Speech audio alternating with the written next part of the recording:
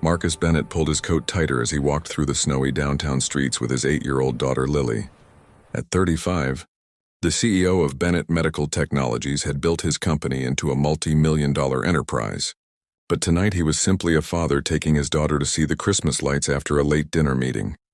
"Daddy, look at that pretty lady sleeping on the bench," Lily said, tugging on his hand as they passed a small park. Marcus followed his daughter's gaze and saw a woman in her late 20s lying on a snow-covered bench, wearing only a thin blue dress and a gray cardigan that offered little protection against the December cold. Her blonde hair was damp from the falling snow, and even from a distance, Marcus could see she was shivering uncontrollably. "Daddy, she's going to freeze," Lily said with the innocent concern that only children possess. "Can we help her?" Marcus hesitated, his business instincts warning him about getting involved with strangers. But something about the woman's stillness and the way the snow was accumulating on her clothes made him realize this wasn't just someone taking a rest, this was someone in genuine danger. "Wait here for just a moment, Lily," Marcus said, approaching the bench carefully. As he got closer, he could see the woman was barely conscious, her lips blue with cold. She wore what appeared to be scrubs underneath her dress, and a hospital ID badge hung from a lanyard around her neck, though it was too dark to read the details. "Ma'am?" Marcus said gently, kneeling beside the bench. "Ma'am, are you all right?" The woman's eyes fluttered open, unfocused and confused. "I'm sorry," she mumbled, trying to sit up. "I'll move. I just needed to rest for a minute." "You're hypothermic," Marcus said, recognizing the symptoms from his company's medical device training. "How long have you been out here?" "I don't know," she replied, her words slurred from the cold. "A few hours, maybe. I got evicted this morning and I didn't know where else to go." Marcus looked back at Lily, who was watching with worried eyes, then at the woman who was clearly in medical crisis. "What's your name?" Sarah Martinez." "I'm a nurse at General Hospital. But I got behind on rent after my mom's cancer treatments and—" She trailed off, exhaustion overwhelming her. "Sarah, I'm Marcus, and this is my daughter Lily. You need to get warm immediately, or you're going to be in serious medical trouble. Will you let us help you?" Sarah looked at Marcus with confusion and wariness. "I can't ask strangers to help me." "I'll be fine." "You won't be fine," Marcus said firmly but gently. "You're showing signs of severe hypothermia. As someone who works in the medical field, you know that's life-threatening." Lily approached slowly, her young voice filled with compassion.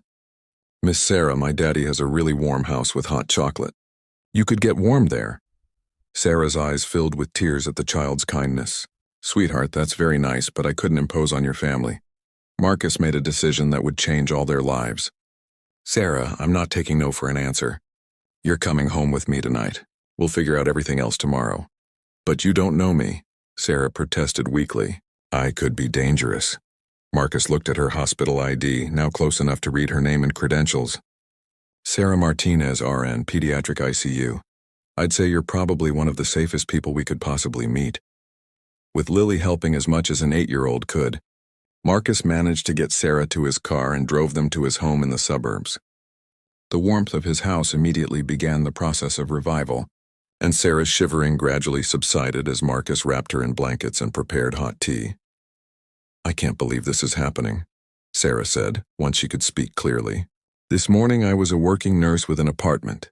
Tonight I'm homeless and accepting charity from strangers." "It's not charity," Marcus replied, sitting across from her while Lily curled up nearby. "It's what decent people do for each other when someone needs help." As Sarah warmed up and regained her composure, she shared her story. She had been supporting her mother through cancer treatments while working full-time as a pediatric nurse. When her mother passed away 3 months ago, the medical bills and funeral expenses had consumed her savings. She had fallen behind on rent and been evicted that morning. "I've been a nurse for 6 years," Sarah explained. "I love taking care of children, helping families through their worst moments. But when my own crisis hit, I couldn't figure out how to help myself." Marcus found himself deeply moved by Sarah's dedication and the circumstances that had led to her situation. "Sarah, what would you need to get back on your feet?" "A place to stay while I save for a new apartment deposit, and maybe some help with the remaining medical bills so I can clear my credit," Sarah said honestly. "But I can't ask you for that. You've already done more than enough." Lily, who had been listening quietly, spoke up. "Daddy, can Miss Sarah stay in the guest room?" She's really nice, and she takes care of sick kids like I was when I had pneumonia. Marcus looked at his daughter, remembering her week in the pediatric ICU the previous year, and how caring the nurses had been. Sarah, would you consider staying here for a while? Not as charity, but as an arrangement that benefits both of us.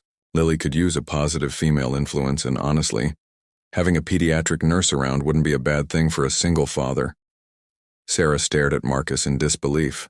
You're offering me a place to live based on meeting me 3 hours ago? I'm offering you a chance to get back on your feet, Marcus corrected. And if you're willing, maybe you could help me understand some things about raising a daughter that I'm probably getting wrong. Over the following days, Sarah proved to be everything Marcus had hoped and more. She was responsible, kind, and formed an immediate bond with Lily. More importantly, she brought a warmth and nurturing presence to their home that had been missing since Marcus's divorce 2 years earlier.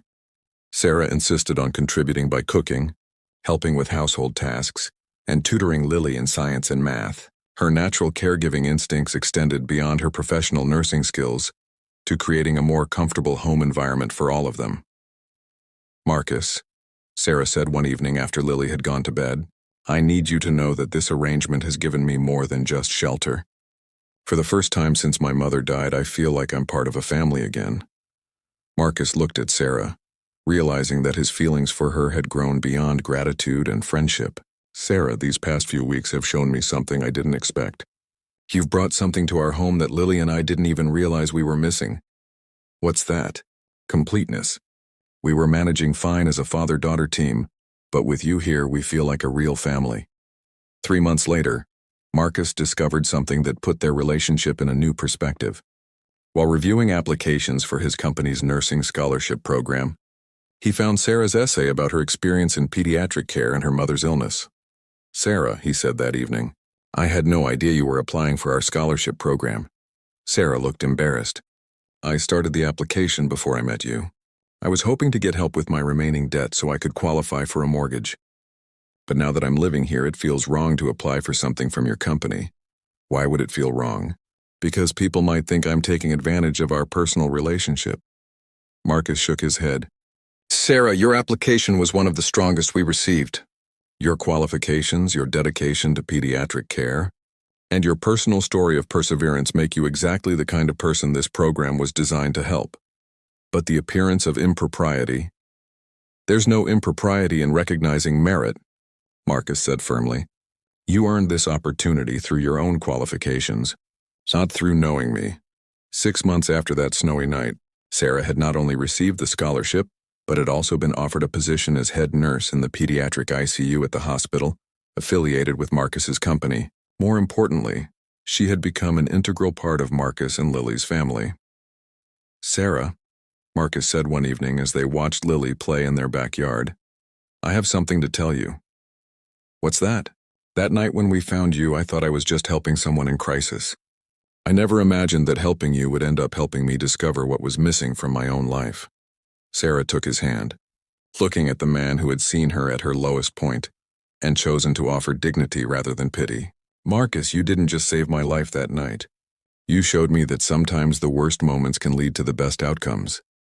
Lily ran up to them, her face bright with the joy of a child who had gained not just a friend, but a second parent. Are you guys going to get married? She asked with the directness that only children possess. Marcus and Sarah looked at each other, both realizing that what had begun as emergency assistance had grown into something neither had expected to find. What do you think about that idea? Marcus asked Sarah softly. I think, Sarah replied, that sometimes the best families are the ones that choose each other.